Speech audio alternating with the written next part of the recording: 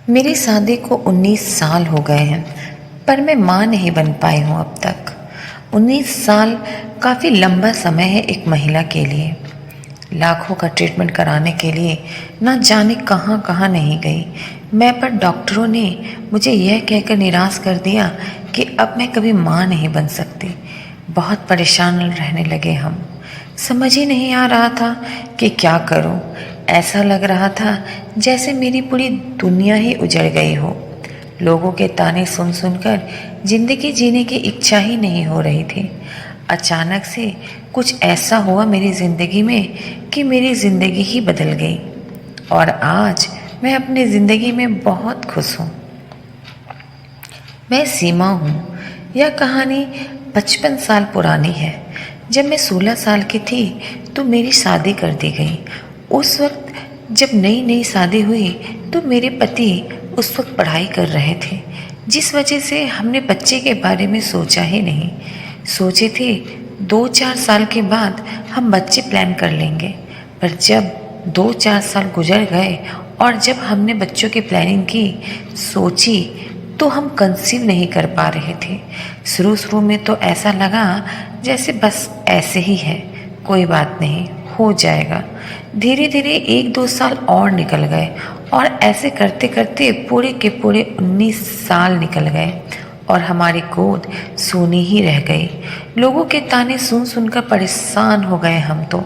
ऐसा लगा रहा था जैसे ज़िंदगी में अब कुछ बचा ही नहीं है। ज़िंदगी जीने की इच्छा भी धीरे धीरे खत्म होने से लगी थी।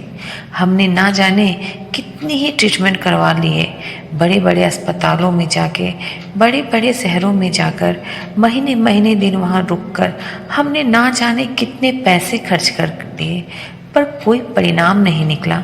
हमने जो कुछ भी सोचा था बिल्कुल रिपोर्ट उसके नेगेटिव ही आई थी। डॉक्टर ने साफ साफ कह दिया कि मैं माँ नहीं बन सकती।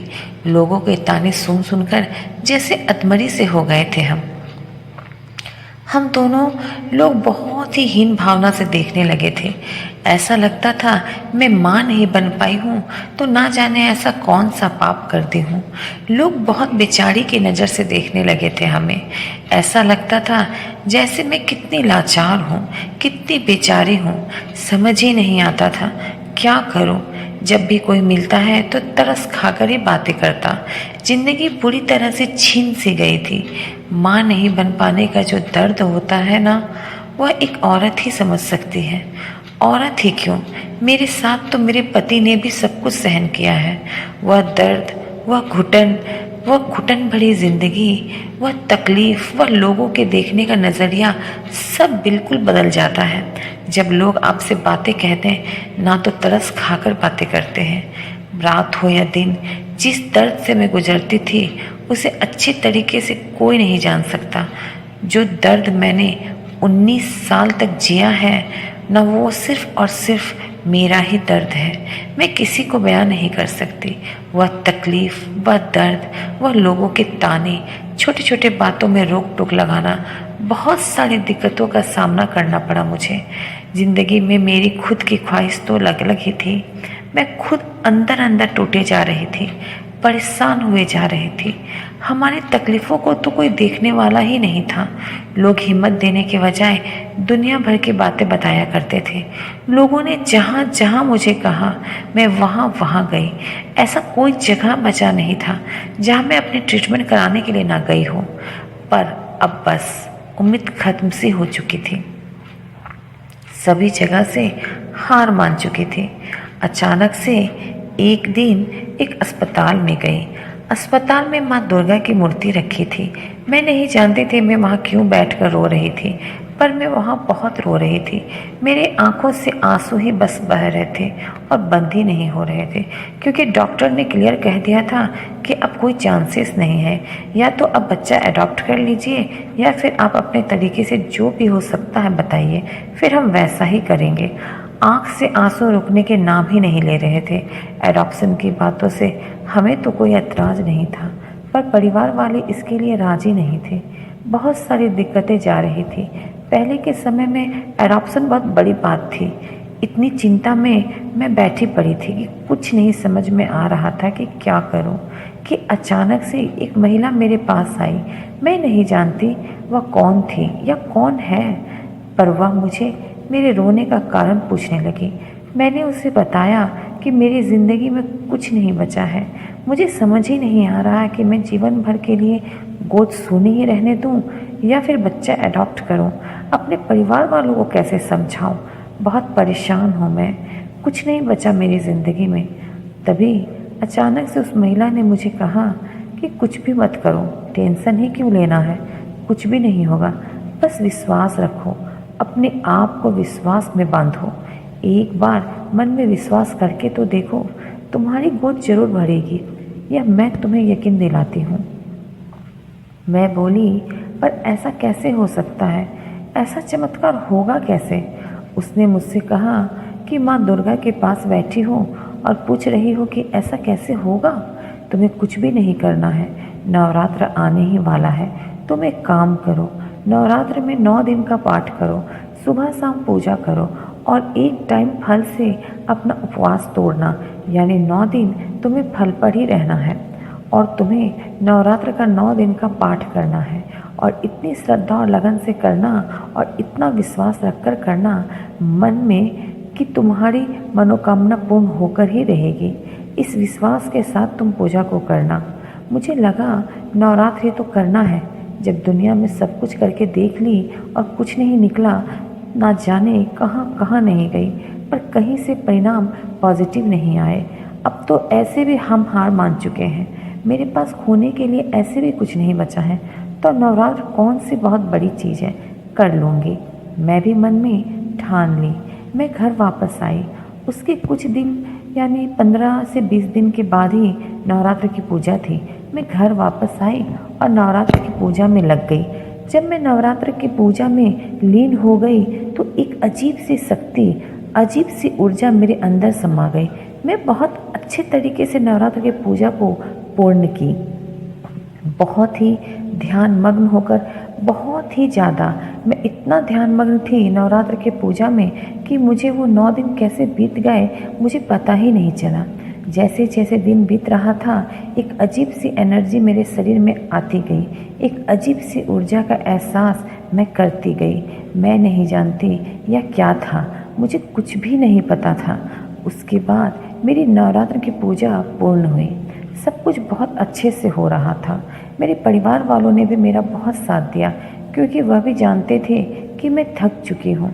मेरे पास और कोई रास्ता भी नहीं था, कहीं ना कोई आशा की किरण दिख जाए, उस किरण के इंतज़ार में मैं वह सब कुछ करती चली गई जो मुझे लोग कहते थे। नवरात्र खत्म होने के बाद मैं बहुत उदास थी। कुछ भी नहीं हुआ मेरी ज़िंदगी में। भगवान कब कुछ अच्छा करेंगे ये सोचती चली जा रही थी कि एक रात में जब मैं सोई हुई थी तो मुझे सपने में नवरात्र खत्म होने के 1 हफ्ते की बात बता रही हूँ मैं।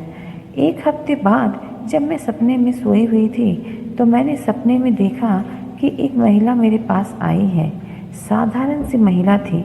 उसने मुझे बस इतना ही कहा कि बेटी, यह बेलपत्र मैं तुम्हारे हाथ में दे रही हूँ, इसे ना तुम खा लेना, तुम्हारे सारे दुख मिट जाएंगे, तुम्हारे घर लक्ष्मी आने वाली है। मुझे समझ में ही नहीं आया कि यह क्या हुआ। मैं वह बेलपत्र को ली और तकिया के नीचे रख दिया। ऐसा मैंने सपने में किया था। अचानक जब मेरी नींद खुली तो मैंने देखा कि रात के 2 बज रहे थे। मैंने अपने तकिए को उठाकर देखा घबराहट में, तो मैं सच में, आप यकीन नहीं मानोगे, मैंने यह पाया कि तकिए के नीचे बेलपत्ती पड़े हैं। मैं किसी से कुछ भी नहीं बताई और उस बेलपत्ती को उठाकर खा लिया।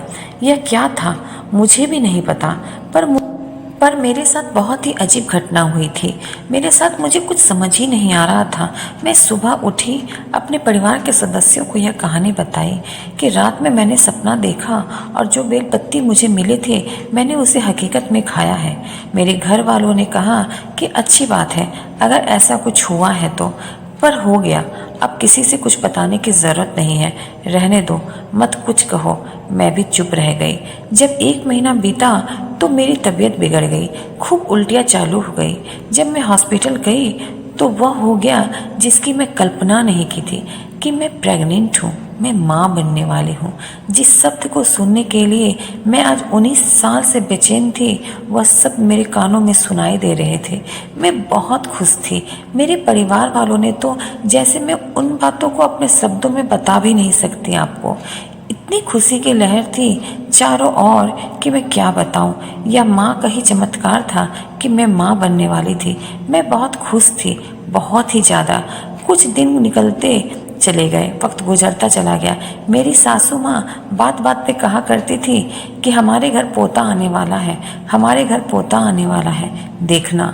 मैं उनसे बार बार कहा करती थी कि नहीं मम्मी, हमारे घर पोती आने वाली है, हमारे घर बेटी आने वाली है, क्योंकि माँ दुर्गा ने मुझे कहा है कि मेरे घर लक्ष्मी आएगी। मेरे ससुराल वाले मजाक में लिया करते थे। उन्हें लगता था कि यह तो कुछ भी बोलती है। धीरे धीरे जब 9 महीने पूरे हो गए और जब मैंने बच्चे को जन्म दिया तो वह सच में लक्ष्मी थी, वह सच में एक बेटी थी, वह सच में माँ दुर्गा का रूप थी। यकीन नहीं मानोगे, वह बच्ची के चेहरे पर जो तेज था वह सच में दुर्गा माँ का ही तेज था। और मैंने उस बच्ची का नाम भी दुर्गा ही रखा। उस बच्ची का नाम दुर्गा ही है और वह माता की दी हुई ही बच्ची है कि मुझे उस बच्ची को कभी कुछ सिखाना ही नहीं पड़ा। वह बच्ची चमत्कार से कम नहीं। आज उस बच्ची को मेरी ज़िंदगी में आए हुए 20 साल हो गए हैं और मैं उसे पाकर बहुत बहुत खुश हूँ। उस बच्ची के आने से मेरी ज़िंदगी ही बदल गई। मेरी खोई हुई खुशियाँ वापस लौट आई। मेरा उजड़ा हुआ घर में किलकारियाँ गूंज गई। आज मेरा परिवार पूरा हो गया और आप यकीन नहीं मानेंगे, आज मैं 20 साल से उसी श्रद्धा भाव से नवरात्र में माँ दुर्गा का उपवास रखती हूँ और माँ दुर्गा की पूजा अर्चना करती हूँ। आज भी मुझे साक्षात माँ दुर्गा दिखाई देती है। पूरे नवरात्र में मुझे ऐसा लगता है कि वह मेरे आसपास मौजूद है। कई बार मैंने उनको महसूस किया है। कई बार कभी अपने सर को सहलाते, कभी मेरे पैर के पास बैठे, कभी मेरे सर को अपनी गोद में रखे। हर रूप में मैंने उन्हें अपने पास पाया है। या मैं नहीं जानती यह सच है या सपना, पर मुझे यकीन है क्योंकि मैंने देखा है, इसलिए मैं हर वक्त उन्हें अपने आसपास पाती हूँ। मैं यह नहीं कहती कि आप मेरी इस कहानी को मानिए, क्योंकि सबके अपने अपने विचार होते हैं।